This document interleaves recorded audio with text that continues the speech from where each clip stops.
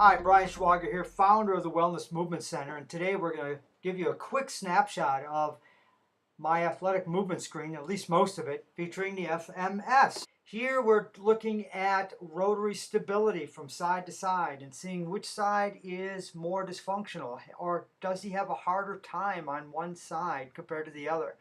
And this will help to dictate some corrective strategies to help this athlete move well before he moves more.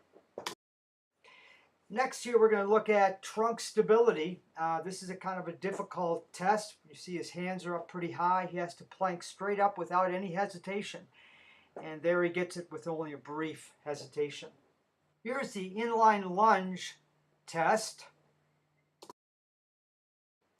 And what we're looking for are a number of factors. Staying on the board, number one. Number two, does the dowel that he's holding on behind him stay in contact with all three spots that it's placed in?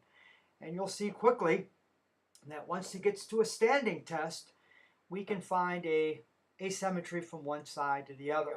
There we go. That asymmetry. And look here, we're looking at hip mobility, that right leg. We're having a little bit of a discrepancy with the mobility pattern on that side. And the leg he's standing on as he's moving his left leg over the hurdle is our stability test. We're checking for what I call a semi-dynamic stability on the standing leg. And again, we're rating and ranking each test based on a score of 1, 2, or 3. And the lower the score, the higher the risk for injury, and the more uneven the score from right to left side, the higher the risk for injury. Here's our squat test, maintaining that dowel straight up overhead as that client moves his hips, his core, and we're checking all of these: hip mobility, core stability, shoulder mobility. We're looking at it all, just looking at functional movement patterns and rating and ranking these patterns based on an algorithm that was created by the functional movement system. You'll notice that when I put his heels up, he goes straight down in a perfect 2, lining up the dowel right with his ankles. Look at that. He's got a perfect 2. So what you're seeing here is now we're going to use different kinds of tools to provocate instability.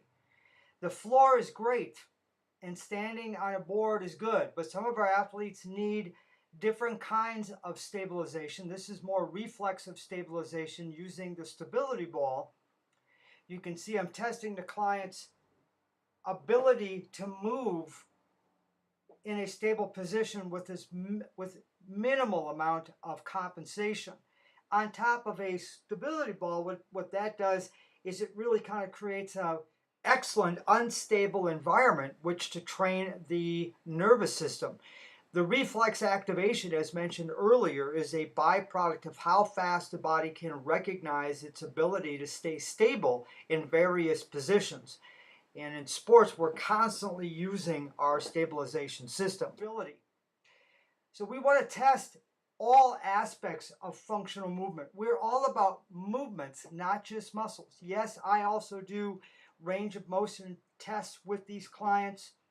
I also do a postural assessment, and depending on what is brought out through the assessment, I may even do other tests. But generally the athletic movement screen includes what I call the movement metrics: static and dynamic posture, mobility and flexibility, static and dynamic stability, and integrated core function. And with all this information, we then rate and rank and develop the corrective exercise strategy from phase 1 all the way up to phase 3, which is specificity training, getting people back to full play. Want to learn more? Give us a call and set up time to get your athletic movement screen done today. I'm Brian Schwager saying have a great day. Bye for now.